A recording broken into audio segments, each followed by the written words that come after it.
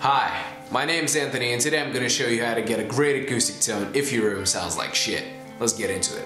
Now, there are 4 components of a great acoustic tone. The first one is the instrument itself. Second one is quality of your strings. Third of all is mic placement, of course, that's very important in any kind of recording. And third, pretty much something many people don't think about usually, but something that really changes the tone, strength of your playing. Simple. Because a great, crisp, clear acoustic tone has lots of that percussion kind of sounding pick attack. You know, when you pick and you kind of hear when your pick goes, or the strings like cutting through, very good. So if you want to get a great cut through tone, take it easy and play that guitar light.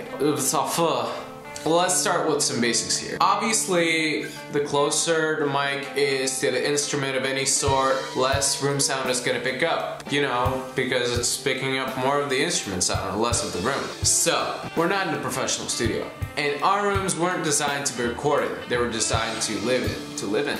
Now, because we're not in a professional studio, we need to keep the room sound as low as possible, which means we need our mic very close to the strings, as close as possible.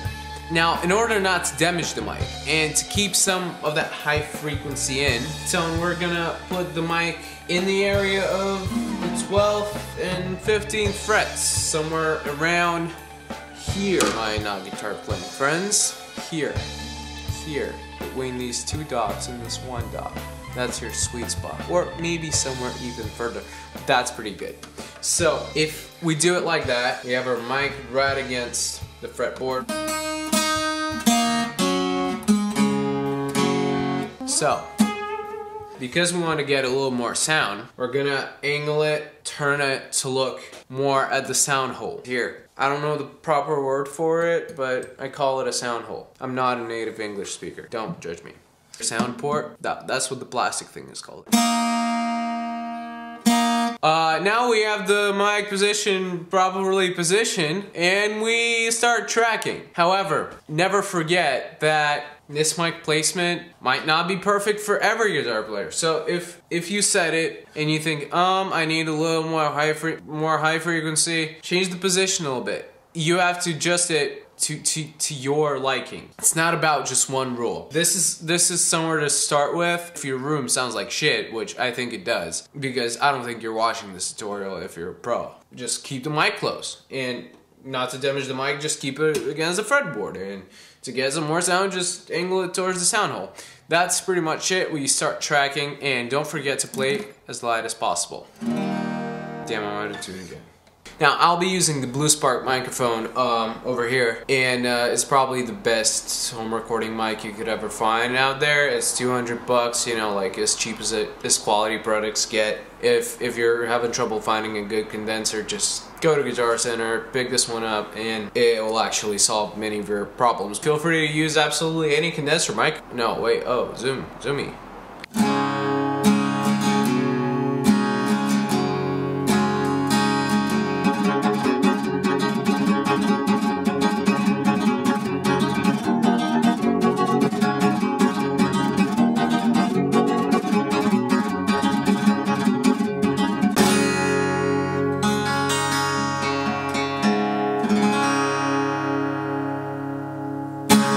Yeah, now we're done tracking. You probably heard that we got too much bass in our tone. And that's right. That is called the proximity effect. Basically, the closer the person is or the instrument is to the microphone, the more bass he gets. And that is called the proximity effect. So now we're just gonna go to post to correct that. I'm using Logic Pro 9 right here. You can use absolutely any DAW, any plugins, you know, they're all the same pretty much. Now that we have the guitar on it, color, brown, let's make it black. You hear that we didn't get rid of all the room sound, and we're gonna deal with that later. But for now, let's take a listen to these bass low frequencies that we don't really want. You probably guessed that we're gonna be using an EQ to correct that. We can flip the analyzer on just to show you what's happening right here. So, you see, area where the bass should be, yeah, around 200, and that's what we don't need. All that rumble is just gonna muddy up our mix. So what we're gonna do is throw a high pass filter on it, move it until we hear the right spot. We should keep some of the low end in, but not all of it. Let's high pass it, and you can spend some time EQing this thing, like boosting something beautiful high.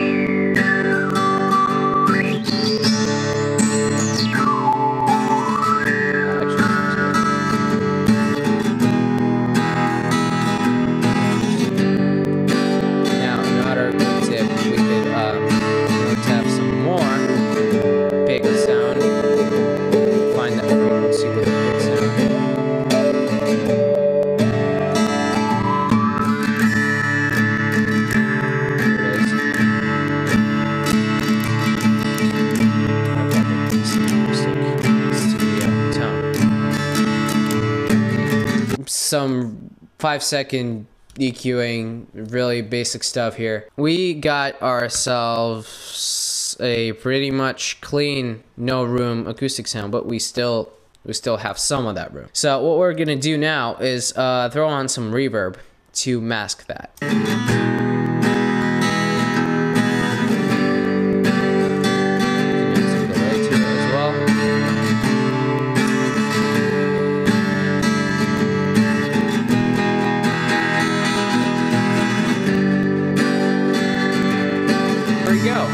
Got ourselves a studio quality acoustic sound. Hope you like this. Yep, we're done. So there we go. Hope that helps. Hope you got a new technique to practice. Again, I've been Anthony. Subscribe for more. Like this video and nail that mic placement. See ya.